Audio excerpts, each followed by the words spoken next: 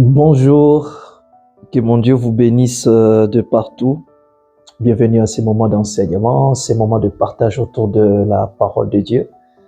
Bienvenue ici à AMC et nous bénissons le Seigneur qui permet que nous puissions encore une fois de plus nous retrouver, n'est-ce pas? Alléluia. Pour ceux qui sont habitués, ils savent que le mardi passé, nous avons parlé sur ces tout petits thèmes. Sois sage. Alléluia. Sois sage. Et ces messages vous concernent, ces messages me concernent moi-même aussi de manière particulière puisque nous voulons grandir dans la sagesse. Amen. Et j'aimerais juste revenir sur ce qu'on a vu le mardi passé. Nous avions parlé, nous étions sur Matthieu 25 et nous étions en train de lire du 1er jusqu'au 10e. Je ne pourrais pas relire ce que nous avons lu la semaine dernière, mais j'aimerais juste revenir sur certains points que nous avons mentionnés la dernière fois avant d'entamer la pensée de ce soir. Alléluia. Il était question de 10 vierges.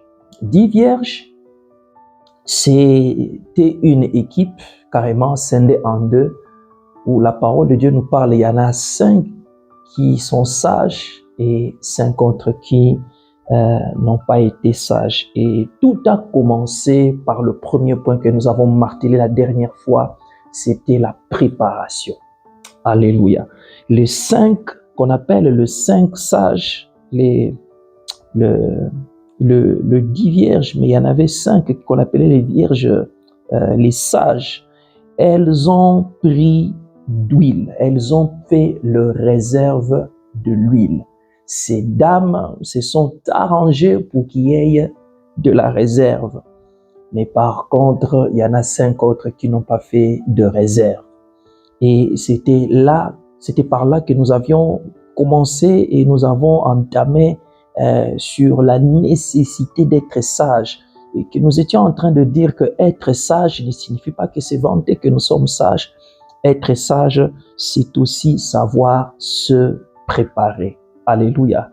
Êtes-vous préparé pour la prochaine saison? La réalité, c'est qu'ils avaient rendez-vous avec leur époux. La réalité, c'était le rendez-vous qui leur mettait toutes sur le même pied d'égalité. Elles avaient tous un rendez-vous. Mais par contre, toutes n'étaient pas préparées de la même façon. Il y en a certaines qui ont fait des réserves, d'autres n'ont pas fait de réserves. Je prie Dieu pendant cette saison que Dieu t'accorde la grâce de faire de réserves au nom de Jésus. Et nous disions que tout n'est pas à manger. Alléluia. Et nous avons touché le deuxième point, toujours sur cette pensée, sois sage. On a parlé sur la préparation, c'est-à-dire faire de réserve. Et de deux, nous avons parlé sur la saison qu'on appelle le milieu de la nuit. Nous avons dit le milieu de la nuit, c'est le moment où on ne voit plus comme on voyait auparavant. Au milieu de la nuit, c'est lorsque la période devient de plus en plus particulière. Les choses ne sont plus comme c'était auparavant. N'est-ce pas? Et le milieu de la nuit, ça peut aussi être interprété par des moments parfois compliqués, parfois difficiles, n'est-ce pas, qu'on appelle le milieu de la nuit. Et on cria, voici l'époux, allez à sa rencontre. Généralement, la nuit, c'est souvent lorsque le Seigneur se décide parfois de se manifester. Et que les choses pour lesquelles nous avions longtemps cherché, c'est parfois dans ces genres de saisons que le Seigneur permet que la chose pour laquelle tu as beaucoup attendu, c'est là que cela puisse arriver. Question, sommes-nous préparés à cette période? La préparation. Et j'étais en train de parler lorsque j'ai touché sur le point sur le milieu de la nuit, c'est que dans chaque vie, il y a le jour, il y a la nuit. Il arrive des moments où les choses sont claires, il arrive des temps où les jours sont vraiment merveilleuses, mais ça arrive aussi des moments où les choses ne se passent pas comme on le voyait, comme on le souhaitait. On peut passer par des moments, des zones de turbulence. Ça peut arriver des moments où il y a des attaques. Ça peut arriver dans des moments où les forces de ténèbres veulent sur ta vie. Mais par la grâce de Dieu, ils ont échoué. Parce que pendant la nuit, je te vois te lever. Je te vois faire de réserves et rien ne pourra t'atteindre au nom de Jésus. C'est la sagesse qui permet de prévoir ces temps de la nuit. Troisième point, nous avons parlé sur le fait de savoir faire la part des choses. Peu importe votre niveau de générosité, peu importe votre niveau d'hospitalité, sachez faire la part des choses. Vous ne pouvez pas nourrir toute la terre. Vous devez savoir faire la part des choses, savoir prendre soin de ce qui est vôtre. Très important. Ma Bible nous dit, celui qui ne prend pas bien soin de sien, il a renié la foi. Il est pire qu'un infidèle. Sommes-nous de ceux qui méprisent le nôtre, qui méprisent ceux de nos familles pour s'occuper des autres? Ce n'est pas moi, c'est la Bible qui dit, c'est renier la foi. C'est une autre manière de dire, celui qui est sage doit savoir faire non seulement des réserves, mais d'abord prendre soin de sien. Soin de tes enfants, soin de ton épouse, soin de ta femme, avant de t'occuper des autres. Alléluia. Et j'ai touché cette merveilleuse pensée qui disait que la charité bien ordonnée commence par soi-même. Cette charité, cette phrase n'est pas écrite clairement dans la parole de Dieu, mais nous comprenons qu'il est très important de savoir prendre soin de sien avant de s'occuper des autres. Et c'est la sagesse. Alléluia. Elles demandèrent, donnez-nous de l'huile. Lorsqu'il n'y a pas de sagesse, on devient un demandeur. Lorsque on commence à avoir des problèmes, des manques de sagesse, ça rend, lorsqu'on n'est plus sage, lorsqu'on n'est pas suffisamment sage à une certaine période de la vie, ça finit par nous rendre un demandeur, à faire la manche. Et la sagesse t'amène à ne pas faire la manche. Alléluia. Bien sûr, on peut avoir besoin de l'aide de l'autre. On peut avoir besoin de l'aide. Mais la réalité, tu dois savoir que à cause de la sagesse, par la sagesse, Dieu veut faire de toi un homme et une femme de réserve. Alléluia. Et je disais savoir faire la part des choses, ce qui est à nous et ce qui doit être pour les autres. Ce qui doit être pour ma famille et ce dont je peux donner aux autres.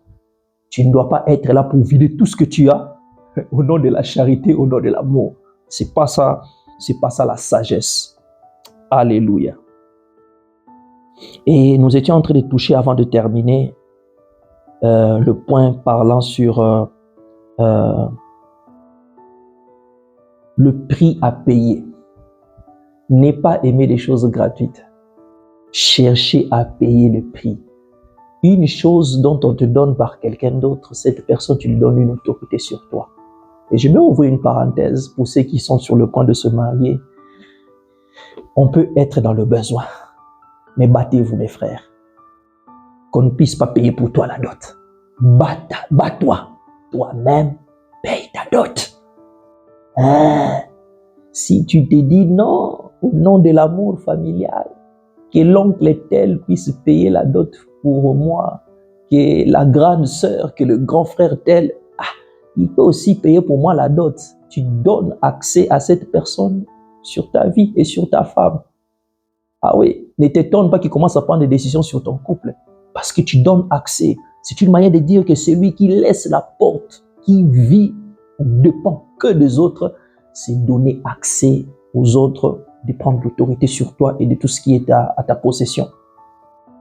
Par là, je suis en train de tirer l'attention sur l'importance de savoir payer le prix. Paye le prix. La sagesse, il y a un prix à payer pour avoir la sagesse et atteindre un niveau de la vie. Tu as besoin de payer un prix dans la recherche, un prix où tu es en train de payer dans des renseignements, un prix où tu payes dans la prière, un prix où tu payes en se rapprochant des aînés, en se rapprochant de ceux qui ont réussi, en observant. en attendant que Dieu te l'accorde cette sagesse, puisqu'il est écrit, c'est lui qui demande, c'est lui qui n'a pas la sagesse, qui demande la sagesse à Dieu qui le donne. Dieu donne la sagesse. Amen. Oh, alléluia. Savoir payer le prix. Les femmes sages savaient où est-ce que ça se vendait. Il y en a ceux qui vendent la sagesse. C'est-à-dire, il y a un prix à payer pour avoir de la sagesse. Alléluia. Savoir faire des réserves. Et c'est très, très important. Nous étions en train de terminer en parlant sur la fermeture de la porte. Excusez-moi. Saisissez les opportunités lorsque elles sont à votre disposition. Ne soyez pas quelqu'un qui ramène à demain, à demain. La chose que tu penses avoir aujourd'hui, ça peut te manquer pour demain. Une chose que tu penses, c'est toujours disponible. Peut-être demain, ça ne serait plus disponible. Saisissez les opportunités lorsqu'elles se présentent encore au devant de vous, mes frères. Et j'étais en train de rire sur ce point, et pour les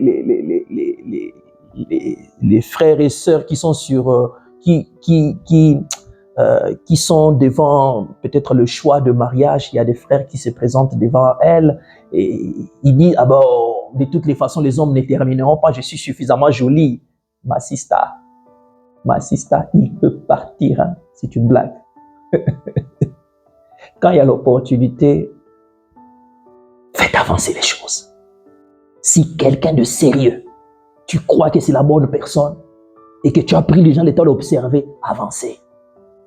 Non, j'observe encore 1 année, 2 ans. Quelqu'un d'autre va le récupérer et puis tu dis, aïe, tu deviens philosophe. Et cela ne t'arrive pas, que Dieu t'accorde la sagesse de ne pas être quelqu'un qui ramène à demain. Jongler de la procrastination. Demain, demain, demain. Quelqu'un d'autre peut prendre ce que tu pensais être à toi. Que ça soit dans le monde séculier, que ça soit dans le monde administratif, que ça soit dans le monde spirituel. Les opportunités que tu méprises aujourd'hui, quelqu'un d'autre va le saisir. Et ne puisse pas dire que non, pourquoi est-ce qu'il n'a pas été patient? Non, tu n'as pas été sage quand l'opportunité s'est présentée. Que Dieu te préserve. Ce soir, qu'il me soit permis de parler avec vous sur la sagesse. Sois sage. Numéro 2. Et aujourd'hui, j'aimerais parler justement les raisons pour lesquelles nous sommes appelés à être sages. Pourquoi est-ce que le Seigneur veut que tu sois sage en cette saison? Pourquoi Dieu veut que tu sois sage? Mes frères, j'aimerais rajouter sur ce qu'on a dit la dernière fois que la sagesse déjà pour Dieu, c'est une méthode. La sagesse pour Dieu, c'est une faculté de résoudre les défis. C'est une faculté de relever le défi. C'est une faculté de décanter des situations. C'est une méthode de Dieu qu'il utilise pour résoudre tous les problèmes.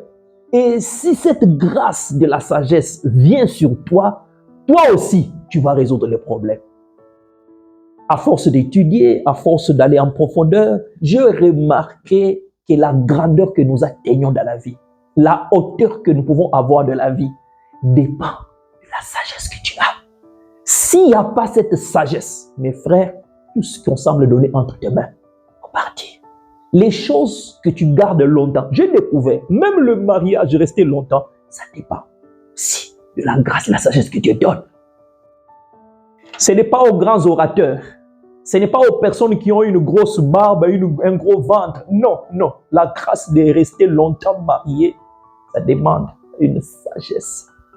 Parce qu'en réalité, la vie est faite d'une succession de problèmes et dont nous avons besoin de la sagesse de Dieu pour résoudre chaque défi et chaque problème. Alléluia. Et notons aussi, mes frères, la sagesse de Dieu n'est pas fixe. La sagesse de Dieu, je ne dirais pas qu'elle jongle, la sagesse de Dieu s'adapte à chaque situation. Une situation de santé ne se règle pas de la même façon qu'une situation de couple.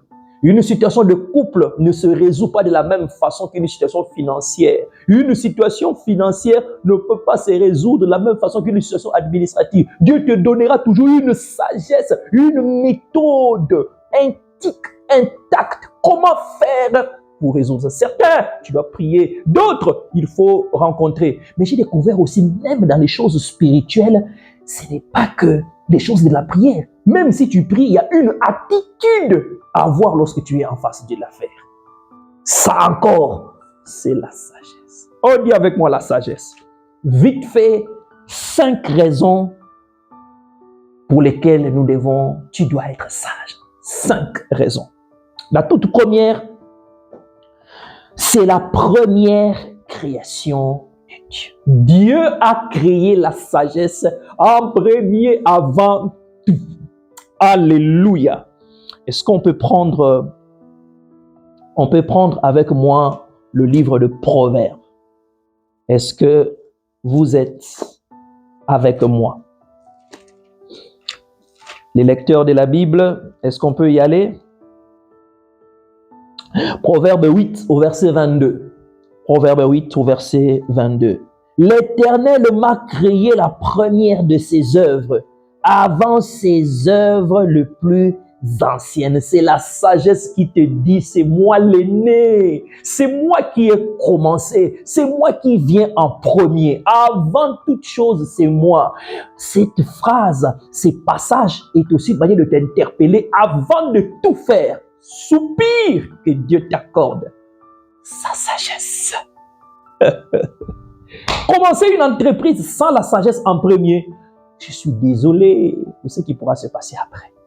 C'est lancer dans le mariage sans la sagesse, aïe, aïe, aïe, compliqué. Commencer une affaire sans la sagesse, compliqué. Bâtir une église sans la sagesse, aïe, aïe, aïe, aïe. Tu as besoin d'être sage avant de te lancer dans tout. C'est une manière de dire, avant de prendre la parole, demande-lui la sagesse. Avant de réfléchir, demande la sagesse. Avant de prendre le volant, demande la sagesse. Avant de manger, tu as besoin de la sagesse. Par manque de sagesse, tu peux faire quelque chose qui va faire effondre, qui va endommager, qui va mettre KO, qui va fondre tout ce que tu as bâti à cause du manque de sagesse. Tu as besoin de la sagesse en premier, pas en deuxième, en premier. Parce que c'est lui la toute première de créature. Est-ce que tu m'entends? Elle est la plus ancienne, j'allais dire la doyenne, c'est la sagesse. Sans lui, tout ce que tu peux faire après ne pourront pas tenir.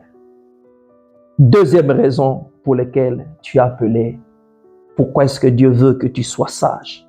Deuxième, nous allons le prendre à Proverbe 24 au verset 3. Proverbe 24 au verset 3. Il est écrit, c'est par la sagesse qu'une maison s'élève et par l'intelligence qu'elle s'affermit. Ici, la parole de Dieu nous parle sur tout ce qui se construit, sur tout ce qui s'est bâti, sur tout ce qui peut commencer d'un niveau pour atteindre un autre niveau, nécessite obligatoirement une sagesse. Il faut que tu sois sage. Tu as plusieurs choses que tu dois bâtir dans ta vie. Tu as plusieurs choses. En commençant par ta famille, tu as besoin de la sagesse. En touchant tout ce qui a trait avec ta santé, on va toucher par rapport à la santé. Tout ce que tu vas bâtir comme projet, tout ce que tu veux bâtir comme relation, surtout par rapport aux relations, aïe, aïe, aïe, aïe, tu as besoin de la sagesse. Mes frères, sans la sagesse, il sera compliqué de bâtir. Tout ce que tu vas vouloir faire, moi je me suis dit non Seigneur, je dois prendre une pause, arrêter un peu toutes les activités, on va s'asseoir. S'asseoir, c'est une manière de dire, on va rester en prière, que Dieu télécharge sa sagesse. Mes frères, sans la sagesse, tu peux faire des choses que tu es le seul à penser que tu fais bien. Mais quand les gens te regardent, ils sont en train de se moquer carrément de toi. Parce que ça n'a pas de sens. Tu as besoin de la sagesse pour construire quelque chose de solide. Tu as besoin de la sagesse pour bâtir quelque chose d'efficace. Sans la sagesse, non seulement que tu auras du mal à construire, mais tu peux construire une chose qui peut se détruire par un petit vent. La sagesse, elle te permet de lever une maison, de lever une structure, d'élever un édifice, d'élever un château, d'élever un projet. Tu as besoin de la sagesse. Dis-moi amen. Tout ce que tu recherches dans la vie, mes frères, excuse-moi, ça se trouve au moyen de la sagesse. Que le Saint-Esprit t'accorde la grâce d'être sage. Je prie Dieu qui t'accorde la grâce. Que la sagesse de Dieu soit téléchargée en toi et en moi. Au nom de Jésus. Troisième raison pour laquelle tu dois être sage. Ta santé corporelle en dépend. Ta santé en dépend. Proverbe 4, au verset 22. Proverbe 4, 22. Je lis la parole de Dieu.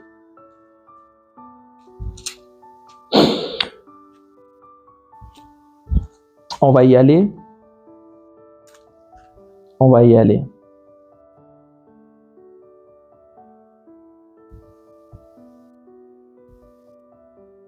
Excusez-moi, c'est pas Proverbe 4. Attendez un instant. Oui. Proverbe 4, verset 22. C'est ça. Désolé. Car c'est la vie pour ceux qui le trouvent. C'est la santé pour tout leur corps. On parle ici de mon fils au verset 20. Mon fils, sois attentif à mes paroles, prête oreille à mes discours. Les discours de qui? De celui qui procure la sagesse. L'homme sage, il dit à toi et à moi, écoute. Écoute quoi? Écoute la sagesse. Celui qui écoute la sagesse, il a deux avantages. Un, c'est la vie pour ceux qui le trouvent. C'est-à-dire, ça se cherche la sagesse. Si tu le trouves, tu vas trouver la vie. Mais aussi, c'est la santé pour leur corps. Est-ce que vous savez que par la sagesse, tu peux vivre longtemps à cause de la sagesse? Par manque de sagesse, tu verras certains en train de se promener avec le véhicule à vive allure, avec excès de vitesse pour tester les nouveaux véhicules. Compliqué d'atteindre 30 ans, 40 ans. Parce que tu n'es pas suffisamment sage pour savoir que ce corps ici, on n'en a qu'un seul. Si tu détruis, il t'en va. Prendre soin, garder longtemps le corps, gérer, faire l'intendance de ce corps de manière, de la manière la plus longue, le plus longtemps possible, rester en vie le plus longtemps possible. C'est une grâce que Dieu accorde, mais aussi, c'est aussi un point qui vient de la sagesse. Celui qui n'est pas sage, excusez-moi, il peut quitter la terre un peu plus rapidement, un peu plus avant que son temps. D'où peut venir à quelqu'un la pensée d'aller rouler à vive allure? Enfin, tu veux tester quoi? Qu'est-ce que tu veux découvrir? Tu n'es pas sur Formule 1. Ce n'est pas un fait du hasard. Manque de sagesse. La sagesse t'accordera la maîtrise. La sagesse. Lorsque tu es sage, il y a certaines choses que tu te préserves de ne pas le faire. Tu gagnes quoi? C'est une manière de dire il y a certains risques. Ne cours pas. C'est la sagesse qui te transmettra l'information que ne cours pas des risques. Il y a des risques dans la vie qui sont des risques inutiles. Ce sont des combats inutiles.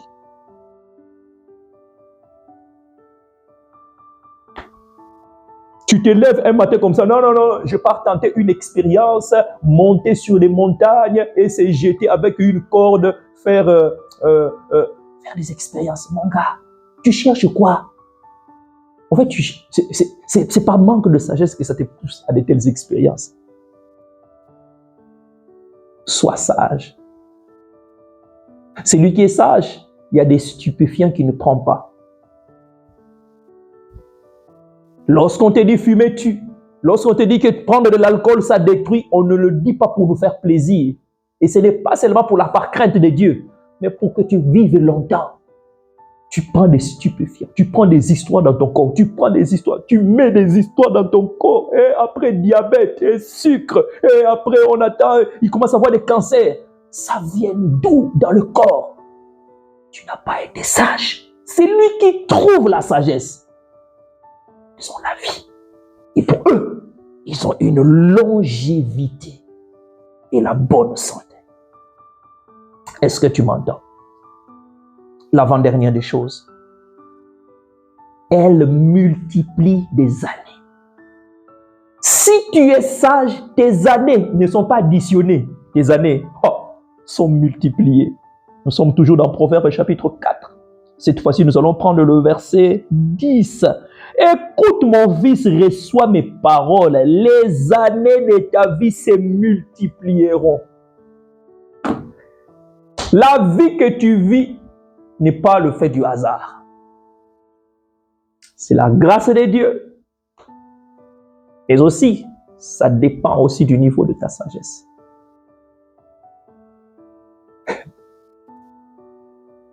Tu veux que tes années se multiplient sur la terre? Sois sage. Sois sage. Sois sage. Lorsque la parole nous parle, écoute. Cela veut dire qu'il y en a plusieurs qui font la tête dure. Ils n'écoutent pas. On te dit, ça tu risques.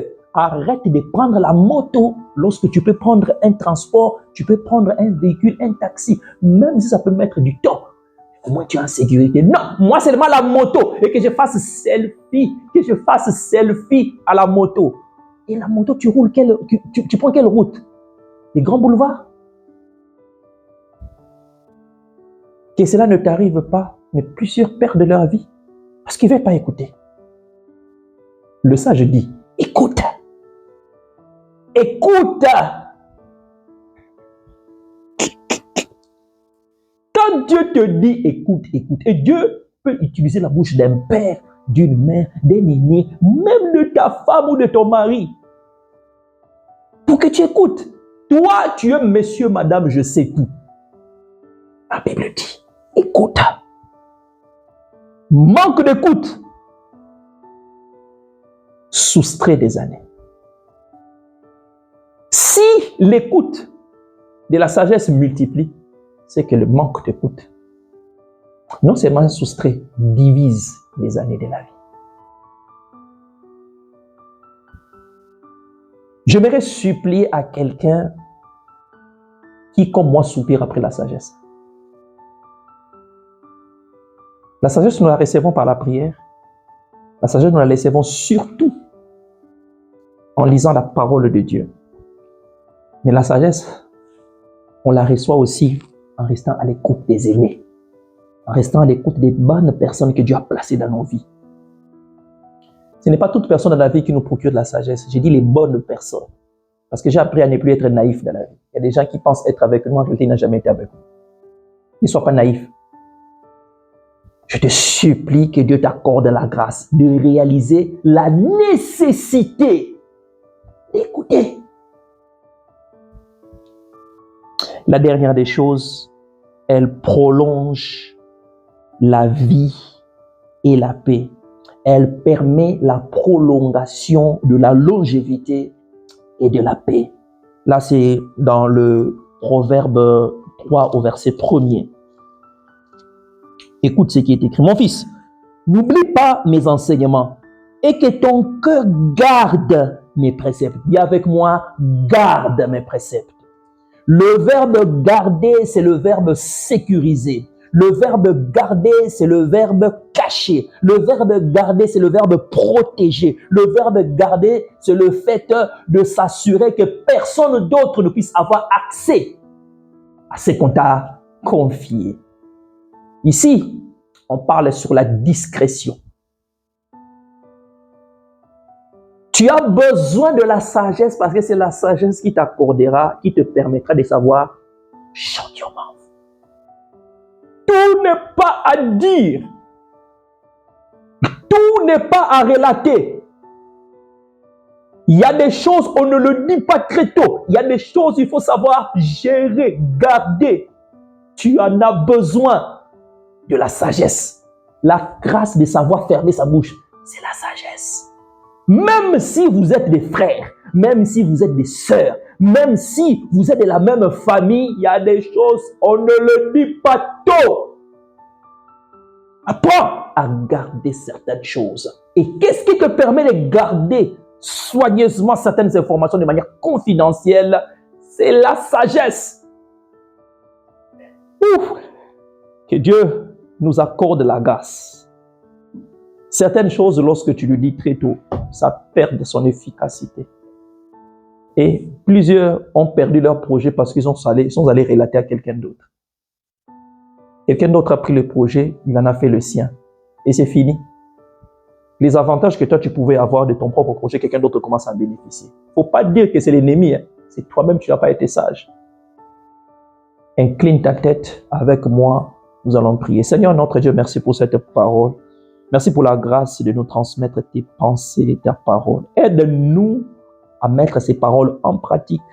Aide-nous à être beaucoup plus sages et accorde-nous ta sagesse, celle qui permet de décanter, de résoudre, de relever le défi qui se présente afin que notre vie puisse encore être élevée. Au nom de Jésus, nous t'avons ainsi prié, nous disons Amen. Que mon Dieu vous bénisse abondamment. Alléluia. Nous nous retrouvons déjà ce dimanche donc dans la salle, donc ici à AMC à Blois pour notre merveilleux culte unique, n'est-ce pas? Et qui sera aussi accompagné de notre cérémonie de baptême. Mais aussi, ça marque le début de la croix 2025. Vous savez, cette croisade annuelle de 2 semaines de jeûne et prière et qui commence en cette date du dimanche et donc du 13 qui va aller avec nous jusqu'au 27 par la grâce de Dieu, juillet. Nous serons là en ligne pendant toute la semaine du matin au soir.